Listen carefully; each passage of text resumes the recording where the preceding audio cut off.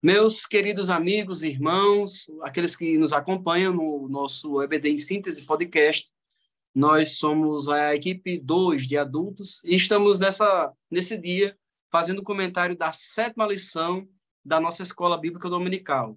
Esse projeto é patrocinado pela Igreja Evangélica Assembleia de Deus, no estado do Rio Grande do Norte, que tem como pastor-presidente nosso pastor Martim Alves da Silva, e também pelo DENEC, que é o Departamento de Ensino, que tem como diretor nosso pastor Reinaldo Odilo, no qual já apresentamos a nossa saudação, e está participando conosco aqui a professora Hamilton Prachedes, ali do Tempo Central, e o pastor Aldo Dantas, coordenador do setor da nossa capital, do setor 25, a Igreja de Eucaliptos, e também diretor do Departamento da Família, no qual eu já começo saudando tanto a irmã Milde como o pastor Aldo. A paz do Senhor, meus queridos.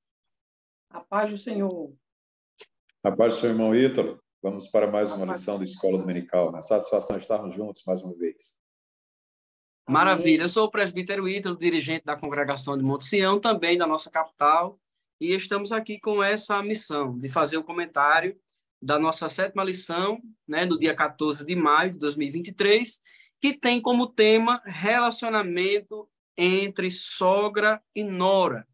Nós temos um texto áureo para comentar essa lição, que está baseado em Ruth, capítulo 1, versículo 16, que diz assim: Disse, porém, Ruth, não me instes para que te deixe e me afaste de ti, porque aonde quer que tu fores, irei eu. E onde quer que pousares à noite, ali pousarei eu. O teu povo é o meu povo e o teu Deus é o meu Deus. A fundamentação bíblica está no livro de Ruth e foi extraído, o comentarista extraiu as lições bíblicas, e a verdade prática diz assim: a fé cristã exalta o amor familiar e, mais especificamente, o respeito e a honra entre nora e sogra, bem como genro e sogro. A leitura em classe encontra-se em Ruth, capítulo 1, dos versículos 1 ao 5, passando pelo versículo 8, e depois do versículo 12 ao 14. Nós temos a grata satisfação de termos aqui 2 professores experientes, que têm experiência com a família e também têm a sua contribuição para a nossa lição hoje. Nossa introdução, irmã Milde, o que é que nós podemos esperar da lição hoje? Esta lição é uma lição de suma importância para este relacionamento mesmo entre nora e sogra. Numa sociedade como a nossa, não é, que há muita zombaria em relação a este relacionamento, né? E nós vemos na palavra de Deus um exemplo a ser seguido, né? O exemplo de Ruth, demonstrando o amor na família, né? O respeito, a honra, e todos nós devemos ter uns para com os outros. E, inclusive, considerando a sogra como a mãe, né? A mãe que gerou o nosso cônjuge, né? E a gente deve respeitar. É muito interessante que nessa história vemos também a questão da crise que houve, não é? Ali naquele lugar em que habitava Noemi. Noemi era oriunda de Belém, de Judá, da Judéia, né? Pertencia àquela região da Judéia. Era uma cidade bem próxima a Jerusalém. E é uma cidade de suma importância em Israel, porque ali nasceu também Davi, né? Que Deus tinha plano a respeito de Davi, como para trazer o Messias, e lá também nasceu o Messias, como foi prometido pelo profeta Miqueias, né? Deus falou através de Miqueias. E a gente vê aqui que houve dificuldade naquela família, uma dificuldade muito grande, fome, morte, né? O luto, a desesperança, mas que a união daquelas 2 mulheres mudou a situação, né? Deus mudou toda maldição em bênção, como Ele é capaz de fazer, né? Muda a maldição em bênção. Que possamos aprender com essa narrativa tão importante acerca de Noemi. E depois nós poderemos falar também um pouquinho sobre o livro de Ruth, né? Só dar alguns lances assim a respeito do livro. O livro de Ruth, ele provavelmente foi escrito por Samuel, porque está toda no livro de Ruth, não é? Nós vemos a lição, ela contempla todo o livro de Ruth. Isso. Da leitura em classe ser só esses versículos, mas a história de Ruth e Noemi está nesse livro. E a figura principal é Ruth. É um dos 6 livros históricos que tem o nome da sua figura principal, dos acontecimentos. Esse livro, apesar de estar inserido entre os livros históricos, mas ele é considerado um idílio. O que é um idílio? É a história de um amor campestre, que ali tem um enredo que se desenvolve, né, lá no campo, no casamento de Ruth com Boaz, né? Quando ela vai colher espigas no campo, ela é vista por Boaz e até honrada, considerada, não é? Porque eles realmente ficaram impressionados com o amor, a bondade de Ruth, como ela tratou a sogra, como deixou, não é? A gente vê aqui coisas interessantes. Ela creu no Deus de Israel, decidiu segui-lo vindo com Noemi para Belém. Então, ela mostrou muita virtude, a sua coragem, o seu trabalho, a sua humildade, e ela deixou o quê? Seus pais, suas tradições, sua terra, então demonstrando a verdadeira conversão a Deus. E como Glória está a Deus. escrito no textuário, né, que esse textuário é o versículo-chave deste livro. Disse, porém, Ruth, não me inste para que te deixe e me afaste de ti, porque aonde quer que tu fores, irei eu, e onde quer que pousares à noite, ali pousarei eu. O teu povo é o meu povo, o teu Deus é o meu Deus. E o 17 continua essa declaração que mostra a fé de Ruth, não é? E por esta fé, ela foi salva e Deus a honrou e ela fez parte da genealogia do Messias. Pastor Aldo, o senhor que preside o Departamento da Família, assim, a importância dessa lição, uma lição que vai tratar sobre o relacionamento entre nora e sogra. Pastor Ítalo, irmã Milde, eu vejo essa lição como a lição, uma das mais importantes dessas 3 lições, até porque trata especificamente de relacionamento familiar, né? Trata exclusivamente do próprio tema, né? Fala sobre o relacionamento familiar e a questão também do subtema, não é? Além de ser o relacionamento familiar entre nora e sogra e também entre sogro, né, e genro, ela fala como superar os desafios, né?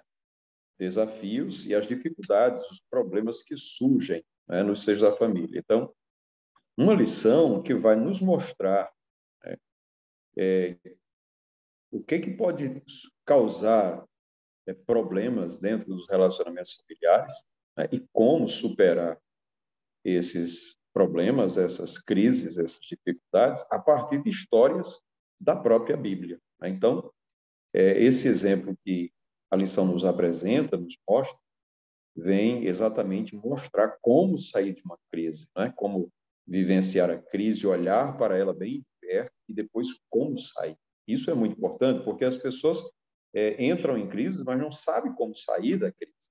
E essa lição vem fazer isso. Meus amados, nós temos aqui no primeiro tópico dessa lição, que vamos comentar, a crise econômica na terra da Judéia. E nós temos aí 2 coisas interessantes nesse tópico. O primeiro é a escassez que Israel vivia naquela época, e essa escassez, ela produziu, a partir da decisão de uma família, uma crise na família. Então, nós temos aí uma fome que aconteceu em Israel, Parece que no Antigo Testamento a forma de Deus disciplinar o povo era através da fome. Não é a primeira fome da terra. A gente tem aí a primeira fome registrada aqui na época de Abraão, nós temos a fome na época de Isaac, nós temos, se eu não me engano, uma outra fome na época de José, e pelo menos na minha lembrança aqui, o registro de uma quarta fome que aconteceu em Israel.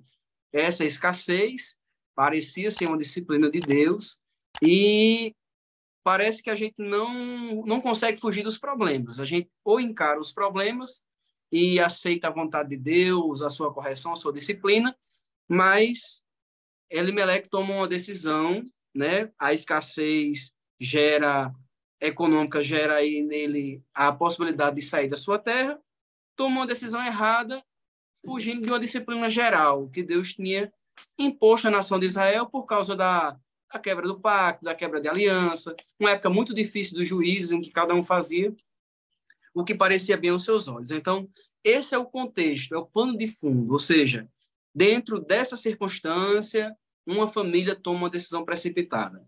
Então, uma crise que era geral, nacional, ela vem para dentro de casa agora de forma pessoal. Então, pastor Aldo, o que é que o senhor pode nos trazer de ensinamento nesse tópico? Muito bem, pastor Heitor. Esse tópico, ele vem nos mostrar que as crises econômicas, elas sempre existiram.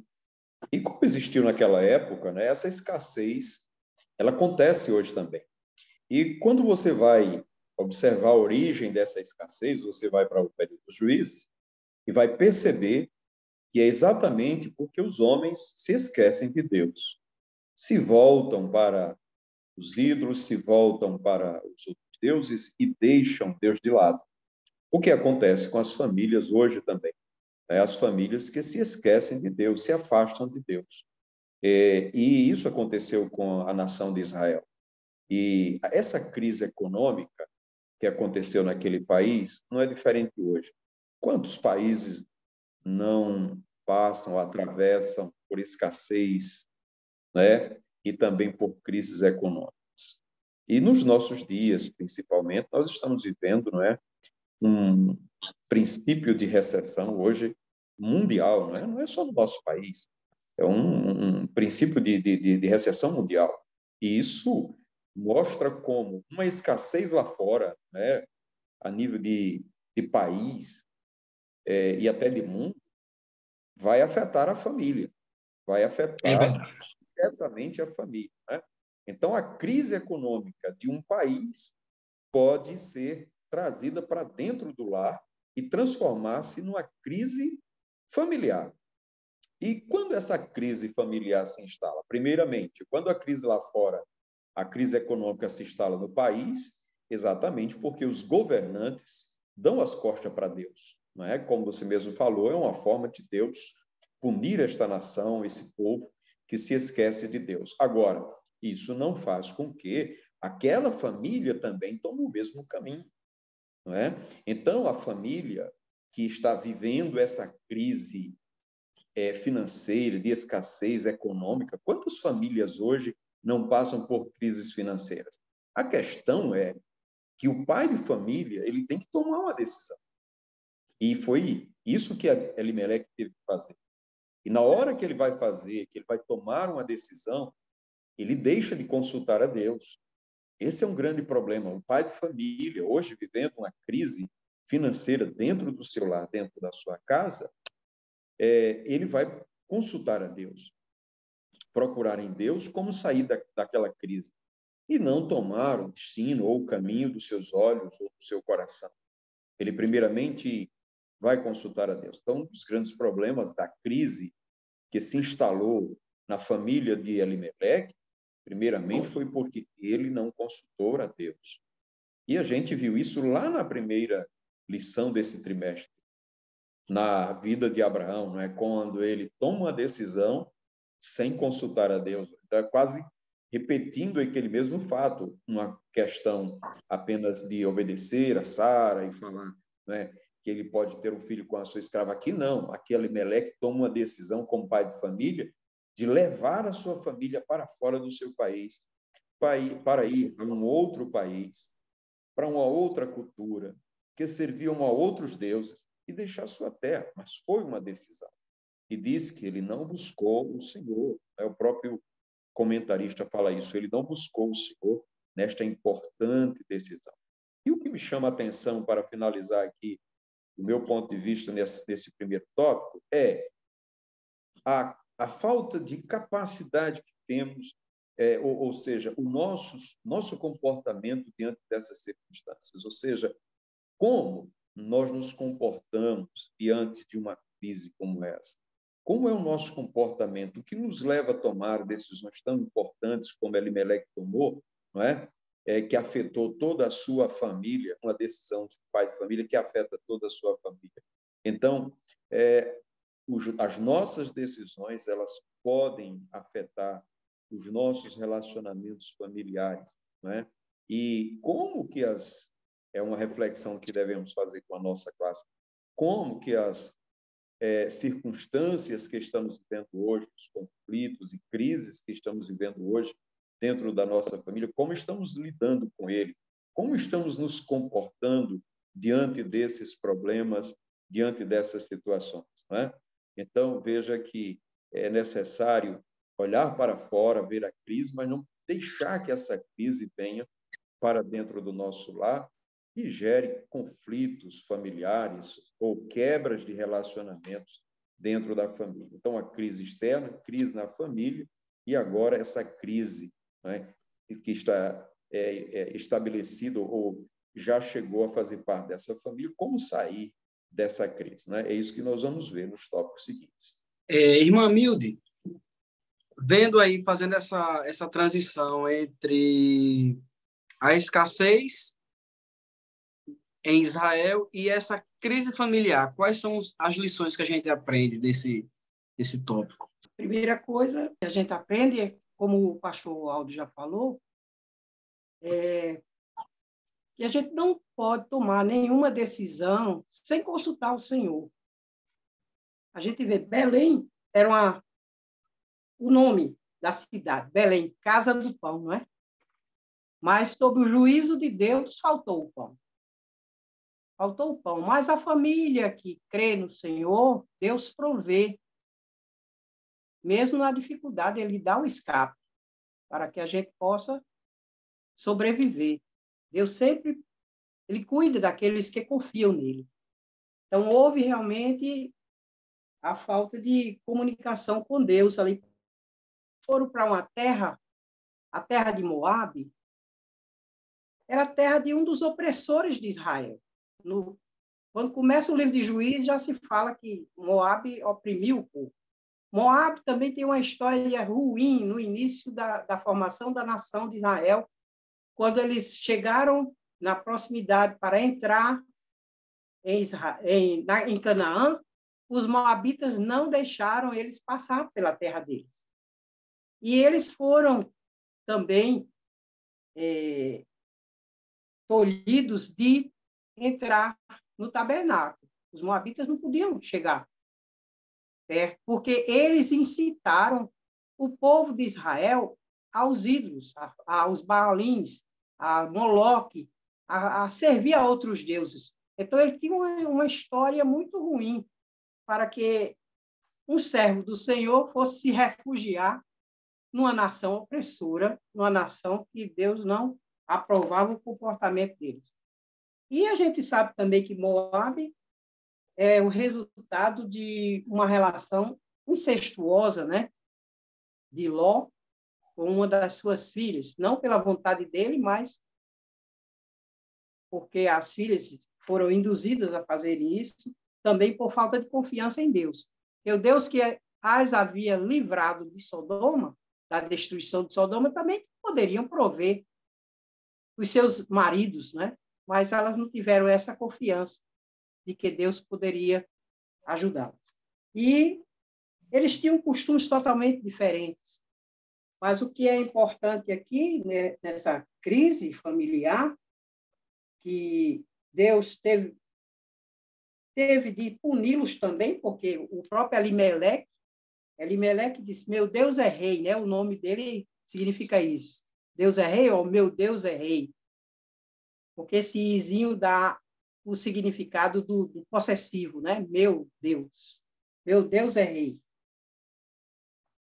E o nome desses meninos também não tem um significado muito bom, não. É uma curiosidade que a gente pode relatar para os irmãos. Malom significa adoentado. E Quilion, ruína acabada. Misericórdia, né? Eles nasceram numa época muito difícil para receber um nome desses, né? Adoentado e ruína acabada. Talvez isso daí já tenha sido consequência do ato de incredulidade de Elimeleque, né? Porque, que queira ou não, uma decisão fora da vontade de Deus, ela é guiada não por fé, mas por incredulidade. A decisão que ela é guiada por fé, a decisão que ela está amparada na vontade de Deus, ela é guiada por fé. Já qualquer decisão que descarta a vontade de Deus, ela é guiada por incredulidade. E talvez o nome dos filhos já tenham, né, já tenham surgido dessa incredulidade. Então, já passando para a senhora, sobre o nosso segundo tópico, fazendo aqui a transição, eu gosto muito do comentário de Warren Wiersbe. Ele diz assim, se obedecermos à vontade de Deus, tudo na vida vira uma coesão.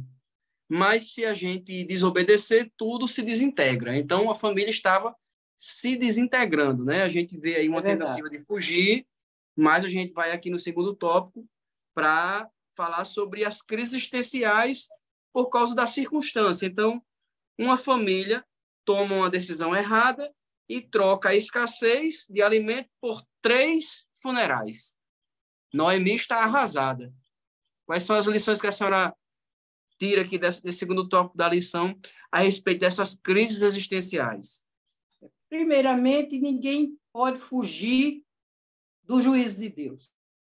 Se ele pensou que escaparia em Moabe, Deus chegou com a fome, porque é um dos juízos que Deus tem dito que traz para aqueles que são desobedientes. Jeremias 24:10 diz, e enviarei entre eles a espada, a fome e a peste. E no capítulo 29 ele repete a mesma coisa, que são os 3 juízos de Deus sobre a nação desobediente. Então, era um juízo nacional, e que ele, como sendo judeu, participante da nação de Israel, ele não iria escapar fora de Israel. E o que aconteceu foi que foram 3 funerais, como o pastor Ítalo tem falado, né? Mas, depois de tudo isso, Noemi tomou a decisão de voltar, porque ela ouviu falar que já Deus estava visitando o seu povo, que já havia ceifa, que Deus já tinha trazido pão para Belém, né? E Noemi retorna a Belém justamente no princípio da cega, da cevada, principalmente, né? É por isso que esse livro também ele é lido na festa de Pentecostes, porque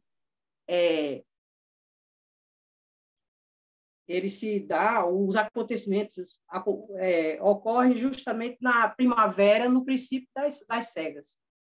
E, quando ela tomou essa decisão de voltar, despediu-se das noras, de Orfa e de Ruth, das viúvas, porque ela não via nenhuma expectativa para oferecer para elas, né?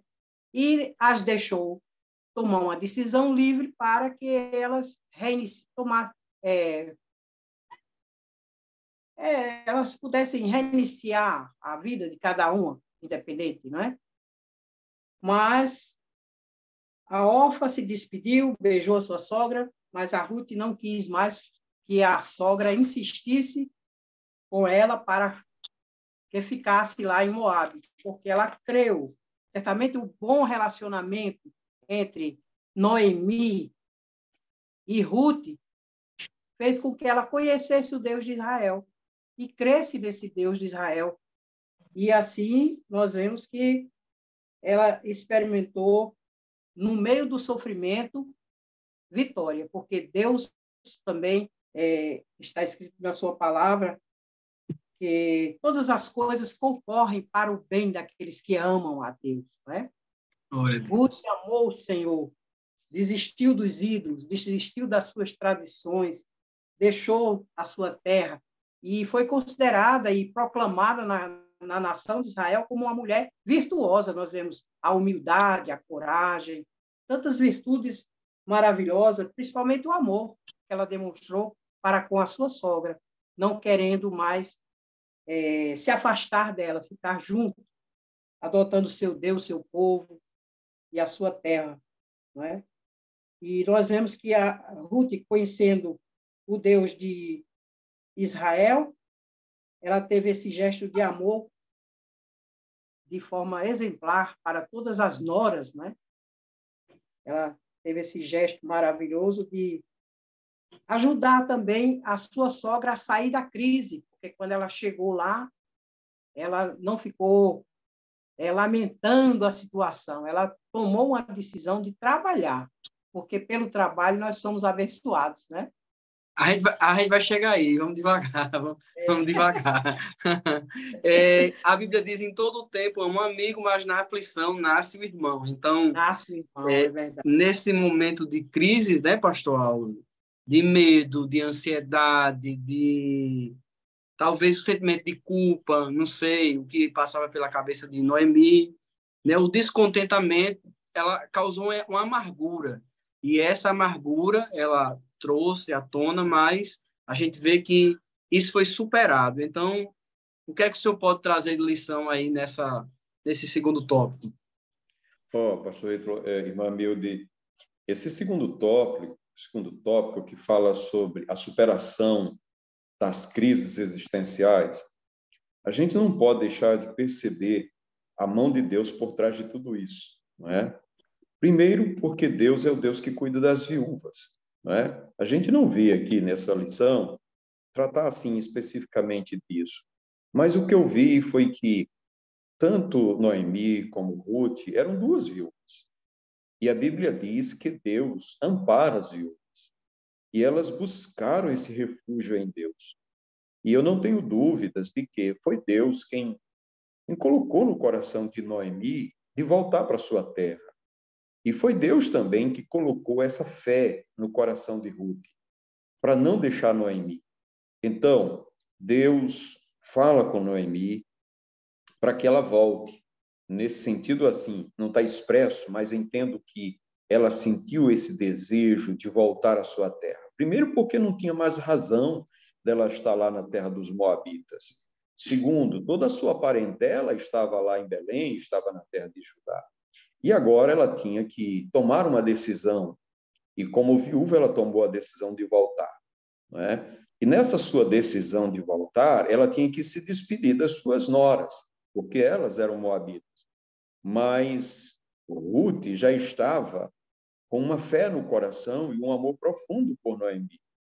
E ela sabia que Deus havia a unido, não é? É tanto que no versículo 16, que é o texto áureo da lição, eu vejo como o texto áureo, né? Um texto que fala muito sobre essa lição, que diz assim: não me instes para que te deixes, ou seja, não me fale mais nesse assunto, né?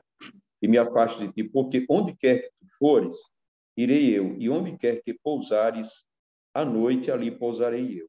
Teu povo é o meu povo e o teu Deus é o meu Deus. Então, com essa obstinação, segundo diz aqui o comentarista, né, é que Ruth segue o seu plano de seguir a Noemi e não deixá-la em qualquer momento. Então, conhecer a Deus, o conhecer a Deus fez com que ela se unisse, né, e a união dessas duas mulheres é que fez com que elas superassem essa crise existencial. Então, nesse segundo tópico, ele nos dá a pista, não é? Primeiro, voltar-se para obedecer aquilo que Deus coloca no coração. Segundo, uma atitude de fé, o encorajamento que vem pela fé. Então, se nós dizemos, olha, se meu marido saiu de lá e aconteceu tudo isso, eu vou voltar para lá. E Deus certamente terá misericórdia de nós. Então, voltar para o lugar onde Deus nos colocou, né? Se unir pela fé na família, essa família unida pela fé é que vai fazer com que esses relacionamentos dos membros da família possam superar todas as crises que possam existir no seio da família. O interessante é que essa lição ela serve para mostrar a verdade de Deus, quebrando os paradigmas da nossa sociedade e da cultura que é incutida nas nossas mentes, em que a relação entre noras e sogras, elas são motivos de chacota, são motivos de, muitas vezes, de piadas de mau gosto e, muitas vezes, até de desconstrução, né? Como se não houvesse harmonia. Então, a Bíblia nos mostra um caso amparada na presença de Deus, na palavra de Deus, na comunhão, até porque Ruth conhece o Deus de Noemi. Noemi compartilha o seu Deus com Ruth. E essa comunhão, essa adoração ao único Deus, as une de forma que elas têm uma relação saudável, amorosa, amistosa, de cuidado e de preservação. Então, agora, irmã Milda, eu disse à senhora, segura um pouquinho porque chegou a hora. Então, o terceiro tópico fala sobre a fé e trabalho numa nova perspectiva. Então, depois desse princípio de amargura, Noemi ainda chega amargurada ainda em Israel, é tanto que os anciãos da cidade vão a saudar e ela pede para que não chame de Noemi, chame de Mara, que significa amargura, mas ela começa um processo de mudança e de cura, né? Deus usa a sua nora, Ruth, nesse processo de cura. Então, qual é a lição que a gente aprende aí nesse terceiro tópico, né? Quando eles chegam em Jerusalém, a casa do pão, e Noemi começa a resgatar a sua autoestima. Justamente isso que eu estou pensando. A questão da autoestima de Noemi foi elevada, né? Porque, como já foi dito, ela não quis mais que a chamassem de Noemi, porque Noemi significa agradável, né? E Mara é amarga. E, inclusive, o nome de Ruth também tem um significado bom, que é amizade, né? Ela, nesta amizade, nessa união com a sua sogra, ela ajudou na cura da autoestima de Noemi. E, como nós já começamos a dizer, ela foi trabalhar, né? Não ficou lamentando a situação de pobreza, e Noemi chegou dizendo, olha, eu fui cheia, voltei vazia, não é? Não, ele não ficou lamentando, não. Ela foi trabalhar. E Deus a dirigiu para os campos de Boaz, um fazendeiro rico. E, por coincidência, que não é coincidência, mas providência divina, ele era um dos que poderia resgatar, né, remir, né, ser o remidor daquela família. E, mais uma vez, se cumpre a palavra do Senhor, que ele cuida do órfão e da viúva, não é? Ele é aquele que cuida. Porque a viuvez, naquela época, era uma coisa muito triste, né? Ser viúva para uma mulher naquele tempo era uma coisa horrível. Além delas serem exploradas, podiam ser ignoradas também.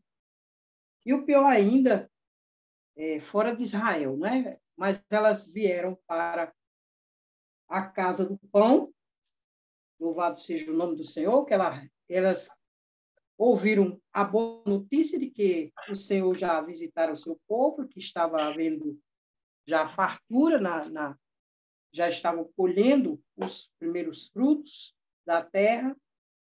E a gente vê aqui que de Mara, e ela não ficou, não foi autenticado esse nome de Mara, não. Ela se tornou a Noemi, como Deus tinha dado esse nome para ela através dos seus pais.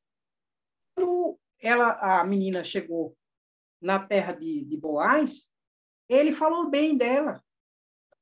Ele procurou saber quem era ela, primeiro, né, que ele não conhecia, mas quando disseram que era a nora de Noemi, que ele já tinha tido ciência de que Noemi havia voltado e que tinha vindo também com ela a sua nora, aí ele pediu para que ela não fosse a outras terras, quer dizer, expôs a sua terra à sua disposição e ainda deu recomendações aos seus servos, ao chefe dos segadores, para que deixasse ela colher, inclusive nas gavelas, aqueles molhos que já estavam colhidos, né? E ela demonstrou muita coragem, e o Boaz, quando falou com ela, falou de forma tão benigna, que disse: bem se me contou quanto fizeste a tua sogra, depois da morte do teu marido, e deixaste a teu pai, a tua mãe, e a terra onde nasceste, e vieste para um povo que dantes não conheceste. O Senhor galardoe o teu feito, e seja cumprido o teu galardão do Senhor, Deus de Israel, sobre cujas asas te vieste abrigar. A confiança, não é? Que ela veio se abrigar nas asas do Senhor, sob a proteção de Deus. E ainda disse mais outras coisas, né? Disse ela: ache eu graça aos teus olhos, Senhor meu. Ela demonstrou humildade, né? Diante do que recebera, aquelas palavras elogiosas que recebeu de Boaz. E o que é certo é que ela conseguiu, a Bíblia fala que ela conseguiu colher cerca de um efa de mais ou menos entre 12 a 18 litros de grão seco, já debulhado, né? Porque ela não somente colheu as espigas, mas debulhou as espigas e esteve de manhã até a tardinha trabalhando, que os rapazes disseram: olha, ela só sentou um pouquinho ali para comer, tomar água, só. Esteve todo o tempo trabalhando. Demonstrou também esta coragem e essa bravura no trabalho, né? Que foi o que ajudou a vencer a crise familiar. Glória a Deus. É interessante a gente frisar que é muito importante que na família haja pessoas dispostas a animar as outras, não é? Quando um está triste, o outro vem para animar e ajudar a sair da crise, como foi o caso de Ruth. O interessante é que eu vejo que a decisão que foi precipitada, ela se mostra ao longo do tempo inviável, até porque o tempo que eles passaram fora, eles tiveram que voltar para o mesmo local onde saíram, porque a solução estava no lugar da vontade de Deus. Então, eu entendo que você tem duas formas de passar a disciplina, ou talvez aquele aperto que Deus permite que nós passemos. Ou na sua vontade perfeita, a gente fica ali e persevera, e o quadro ele é mudado sem que haja grandes problemas, ou quando a gente toma outra decisão, a gente vai ter que esperar o mesmo tempo, mas talvez fora da vontade de Deus, a gente corre risco de seríssimos problemas, que foi o que aconteceu com a família de Noemi. Então, pastor Aldo, nesse quarto tópico da lição, Ruth encontra o remidor da família, né? Deus transforma aí aquela circunstância e Deus age favoravelmente a nora e sogra depois de uma união, depois de estarem na presença de Deus. É verdade. Eu só queria retomar um pouco, pastor Ito, com relação a esse tópico 3. Primeiro porque a gente percebe como Boaz ele interpreta, né, faz uma interpretação da postura de Ruth, né? Como é que ele vê a atitude de Ruth? Ele, nesse versículo, a irmã Milde fez a leitura, ele diz que o Senhor galardoe o teu feito. Então, você fez uma coisa boa, você foi muito generosa. Em cuidar da sua nora, da sua sogra, você mostrou o amor, mostrou a fé que tem em Deus. Então, essa atitude, né, que Ruth teve com Noemi foi o que chamou a atenção de Boaz. Boaz foi atraído por essa generosidade de uma estrangeira se importar com aquela viúva, se importar, mesmo sem ser parente, né, chegado como era lá, as pessoas da própria família, e agora ele se sentia no dever de cumprir com a sua parte como membro da família, né? Como remidor, como alguém que estava ali para fazer a sua parte. E o interessante é que Ruth descobre, né, que ele é o remidor. E no capítulo 2, versículo 3, diz que ela se foi, chegou ao campo e apanhava espigas atrás dos ceifeiros. Por casualidade, entrou na parte do campo que pertencia a Boaz, que era da família de Elimeleque, né? Certamente que Deus direcionou, dirigiu, porque estava tudo dentro do propósito de Deus, né? Deus estava no controle da situação e fez com que ela fosse. Mas ela descobre o parentesco, né, com Elimeleque, e isso já lhe deixa animada, né? Já lhe deixa animada. Por quê? Porque já estava próximo ali de um redentor, de um remidor, né? Então ela sabia que o Boaz poderia redimir Ruth, a Moabita, porque ele fazia parte da família. E Boaz, por ser um homem justo, por ser um homem temente a Deus, ele busca fazer tudo isso dentro da legalidade. Ele chama as autoridades da cidade, né? Ele mostra para eles, né, que aquela parte da terra pertencia a Elimeleque, que estava à venda e que ele estava interessado em fazer isso. Então, ele mostra todo o interesse e aí chama a pessoa que tem a preferência da compra, né, de adquirir aquelas terras e para poder pagar o preço dela, até que a pessoa que era a pessoa, vamos dizer assim, que tinha prioridade da compra, que era o remidor, né, na prioridade como remidor, ele abre mão desse direito.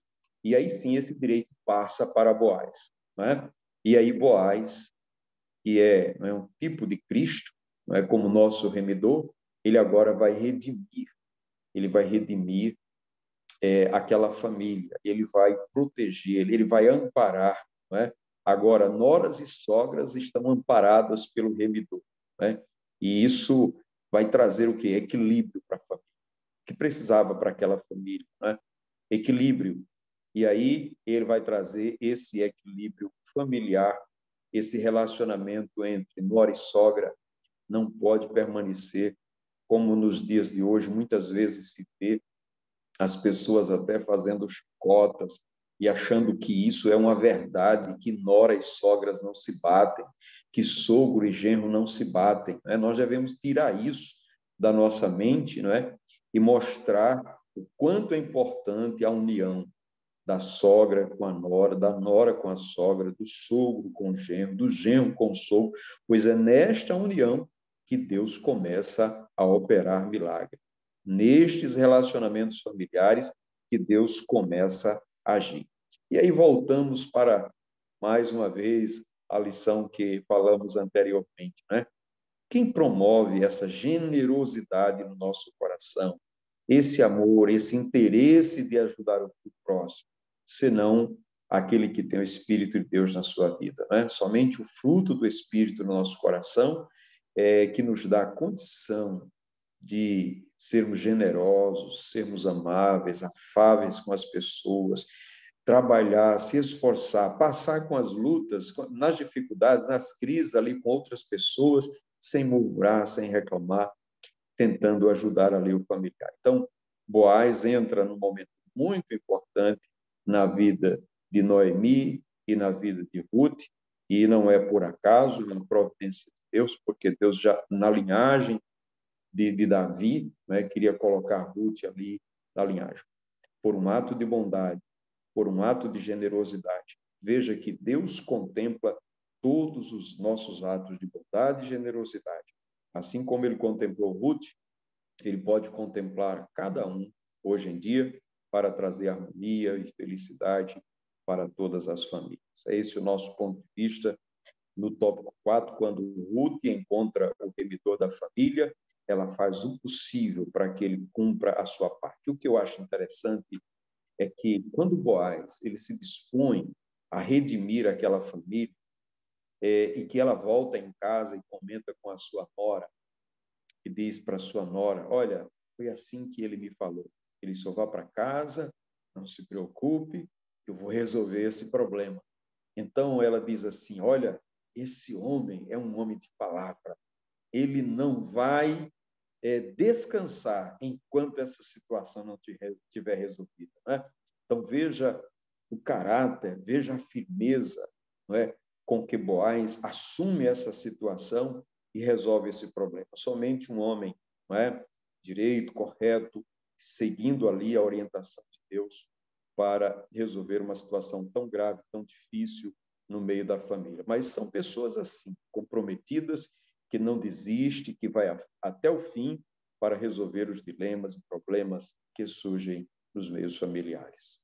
Pode falar, irmão. Nós vemos aí, irmãos, também uma coisa que a gente tem que notificar, que ajuda a muitos crentes a entenderem também a nossa situação espiritual. É comprar para deixar livre, resgatar tem esse significado, né? Elas estavam como que escravizadas, como pobre, tinha perdido tudo, a terra dela já estava à venda para outras pessoas, e Boaz resolveu comprar para fazer parte da família, continuar a herança entre eles. E tem uma outra coisa que foi feita aí, que foi executada também, a lei do levirato, né? Embora só para suscitar descendência ao morto, né? Ao Malom. Ele se relacionou também, casou com Ruth e nasceu ali Obed, né? O avô de Davi, a descendência. Boaz era descendente de Raabe, uma outra mulher gentia que creu no Senhor. Creu por medo e Ruth creu por amor, né? Deus tanto salva impondo assim o seu juízo sobre a pessoa, como também por amor, né? A gente vê que Deus tem as suas maneiras de trabalhar para salvar as pessoas. Ambas foram salvas pela fé, Raabe e Ruth. Raabe teve medo, porque sabia que Israel vinha para tomar posse da terra mesmo, porque Deus já tinha determinado, e inclusive Deus converteu as maldições de Balaão, tudo em bênção. Quando ele ia amaldiçoar, Deus só dava a bênção para Israel. E aquele chefe de Moabe, que contratou a Balaão para amaldiçoar o povo de Deus, ele disse, olha, esse povo vem como que lambendo tudo, como boi lambendo tudo. E Raabe ficou amedrontada, certamente ela creu que Deus era poderoso e pediu clemência a Josué, né? Na hora em que a terra dela ia ser destruída e que ela também salvou os espias, né?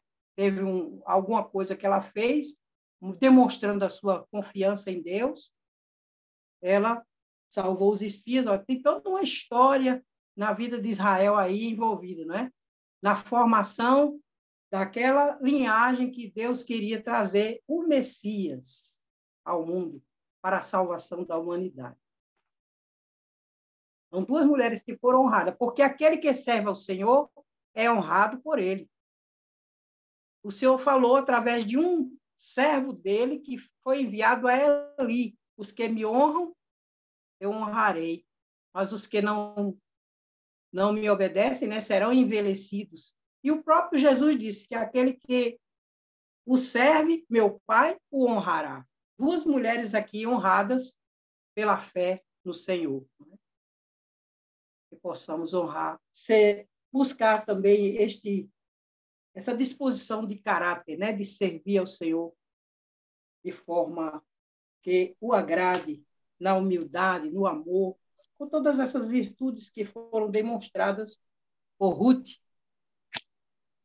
Nós chegamos agora nas considerações finais e a palavra-chave da nossa lição hoje é honra, né? O princípio da honra foi exercido, tanto a honra familiar, né? Ou seja, a nora e sogra juntas em uma lição de honra, como a honra a Deus, porque o relacionamento de Noemi com Deus, ele estimulou a fé de Ruth de forma que Ruth também teve um relacionamento com Deus. E esse relacionamento com Deus, ela viveu através desse princípio de honra, honrando a sua sogra e honrando a Deus. Então, a oportunidade aí para as nossas considerações finais. Vamos, Pastor Aldo.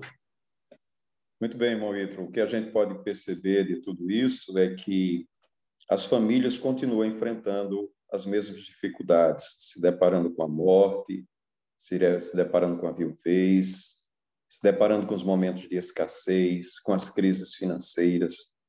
Mas nós devemos aprender com essa lição que quando nós temos fé, quando nós confiamos em Deus, nos voltamos para Deus, trabalhamos para que isso aconteça. Veja que tanto Ruth, não é? Pela sua fé, pelo seu trabalho, pela sua generosidade, Deus honrou não somente a sua fé, mas o seu trabalho também. Boaz também, ele honrou o seu trabalho de sustentar, de suprir as necessidades daquelas mulheres, não é? E Deus sempre honra aquele que tem fé nele, que confia nele. Então, qualquer família, mesmo que esteja atravessando momentos difíceis, momentos de dificuldade, momentos enfrentando a morte, enfrentando a enfermidade, as escassez, as situações financeiras difíceis, se nós continuarmos crendo e confiando em Deus, preservando os relacionamentos familiares, nos unindo, Deus vai continuar honrando estas famílias, honrando, suprindo as suas necessidades, né? Porque é um dos versículos que também nos chama atenção nesse texto, é o de Romanos que diz, de Filipenses, não é, 4:19, que diz que Deus, ele supre todas as nossas necessidades. Filipenses 4:19 diz que Deus é que supre. Se eu creio nisso, se eu confio nisso, eu vou buscar em Deus, nessa minha confiança, vou buscar em Deus que ele venha tirar essa amargura do meu coração, venha reverter essa situação, essas circunstâncias que eu estou passando e também suprir todas as minhas necessidades. Precisamos, muitas vezes, atravessar dificuldades, não para sairmos como moradores, como pessoas amargas, mas que em tudo seja Deus glorificado na nossa vida, que possamos honrar a Deus com a nossa fé, com o nosso trabalho e, acima de tudo, nos nossos relacionamentos familiares. Deus se agradou da atitude de Ruth, né? Dessa união entre a nora e a sogra, e honrou a sua serva. Isso é uma coisa que traz para a gente lição, que em tudo nós devemos glorificar a Deus. No mundo tereis aflições, todos nós havemos de passar por dificuldades, mas nesta união, na confiança no Senhor, como o pastor Aldo já tem falado, nós podemos vencer. E este modo como se comportou a nossa irmã Ruth, vamos dizer assim, né? A nossa irmã Ruth, glorificou a Deus. E por isso ela mesma recebeu de Deus a honra. O Senhor honrou seus servos fiéis por meio de Boaz. Ele foi o resgatador, o remidor, o provedor e o protetor delas também. Porque quando ela chegou no campo, ele já deu ordem aos seus servos para que não a tocassem, né? E que ela não fosse também a outros campos, que ela desse preferência ao campo dele, que ali ela estaria debaixo da sua proteção. Então, a gente vê nisso aí o cuidado de Deus para com aqueles que ele obedecem, que ele serve. Como disse Jesus, o que me serve, meu Pai honrará. Glória a Deus. Nós chegamos aqui no nosso final do nosso podcast. Quero agradecer à irmã Milde pela cooperação. Ela é professora lá do Tempo Central da Escola Bíblica Dominical, exerce seu ministério de ensino, e o pastor Aldo também, a nossa gratidão, que também, além de coordenar aquele setor, de ser pastor, de ser aí dirigente da departamento da família, também exerce atividade de ensino na igreja, ensinando lá nas classes da Escola Dominical. Da mesma forma também, participo da Escola Dominical também como professor, e a gente vai aprendendo uns com os outros, de forma que estamos gratos a Deus por essa oportunidade. Eu quero agradecer ao pastor Aldo, à irmã Mil, Deus abençoe vocês. Também queremos agradecer a direção da nossa igreja, na pessoa do pastor Reinaldo e na pessoa do nosso pastor-presidente, pastor Martim Alves da Silva. Os irmãos querem fazer algum agradecimento? Quero também Agradeço ao agradecer. Senhor, não é, por esta oportunidade que Ele me tem dado, de poder contribuir na obra do Senhor, na edificação de vidas e ajudando também aos nossos conservos, não é? Todos os professores que nós servimos juntamente ao Senhor. E agradeço também a direção da nossa igreja, ao nosso pastor-presidente e ao nosso pastor, o pastor do Central, pastor Reinaldo, que também é o diretor do DENEC. Muito bem, também quero fazer também os nossos agradecimentos, irmão Ítalo, agradecer a irmã Milde, agradecer a você, pastor Ítalo, pela oportunidade de estarmos juntos, estarmos aprendendo uns com os outros, né? E também agradecer ao nosso pastor-presidente, nosso pastor Martim, pela confiança, ao pastor Reinaldo, e esperar que esse trabalho seja muito proveitoso para todos os nossos professores de escola dominical. Muito obrigado a todos, a paz do Senhor. A paz do Senhor, até uma próxima oportunidade, se Deus assim nos permitir. Um abraço, Deus abençoe os irmãos.